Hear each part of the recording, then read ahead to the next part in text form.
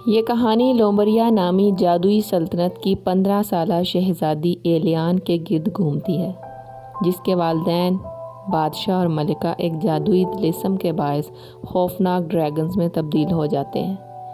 ایلیان کا مقصد اس جادو کو توڑ کر اپنے والدین کو ان کی اصل حالت میں واپس لانا ہے۔ لومبریا کی سلطنت میں شہزادی ایلیان کو اس حقیقت کا سامنا کرنا پڑتا ہے کہ اس کے والدین ایک سال قبل ڈارک فارسٹ کے سفر کے دوران ڈریگنز میں تبدیل ہو چکے تھے۔ رائل منسٹرز اس کی مدد کرتے ہیں تاکہ وہ عوام سے اس راز کو چھپا سکیں، لیکن جب تمام کوششیں ناکام ہو جاتی ہیں تو وہ تجویز کرتے ہیں کہ ایلیان اپنی 15ویں سالگرہ پر ملکہ بن جائیں۔ ایلیان آخری کوشش کے طور پر سورج اور چاند کے دیوتاؤں سنی اور لونو سے ملاقات کا اہتمام کرتی ہے، تاہم ان کی موجودگی کے دوران بادشاہ اور ملکہ کی ڈریگن شکلیں انہیں خوفزدہ کر دیتی ہیں۔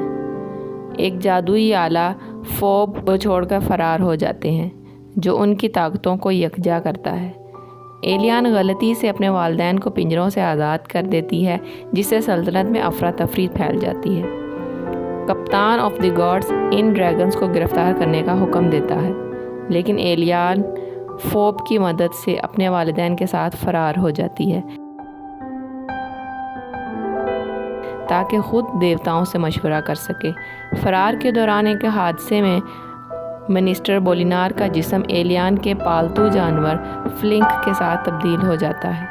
ڈارک فارسٹ میں دیوتاؤں کے گھر پہنچ کر جھیل نور تک سفر کر کے اس جادو کو توڑ سکتے ہیں۔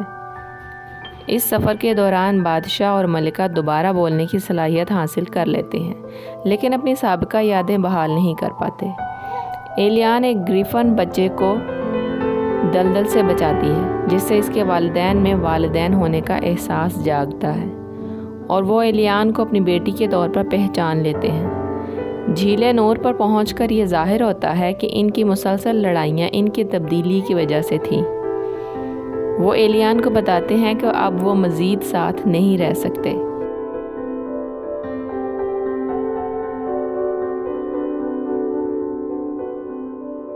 ایک تاریک جادوئی گرداب ایلیان کو اپنے لپیٹ میں لینے کی کوشش کرتا ہے، لیکن بادشاہ اور ملکہ جھیل کی روشنی کا استعمال کر کے اسے بچاتے ہیں۔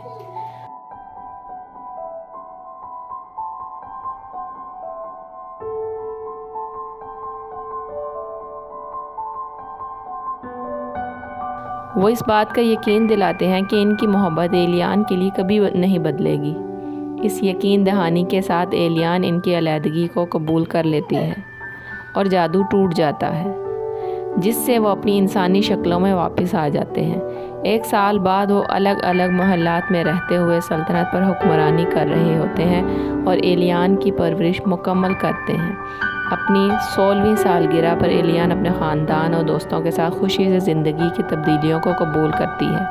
کہانی میں دکھایا گیا ہے کہ کس طرح والدین کے درمیان اختلافات اور جھگڑے بچوں پر اثر انداز ہوتے ہیں۔ محبت اور سمجھ بوجھ کے ذریعے ان مسائل کا حل ممکن ہے۔ ایلیان کی جدوجہد اس بات کی علامت ہے کہ مشکل حالات میں بھی امید اور عزم کے ساتھ مسائل کا سامنا کیا جا سکتا ہے۔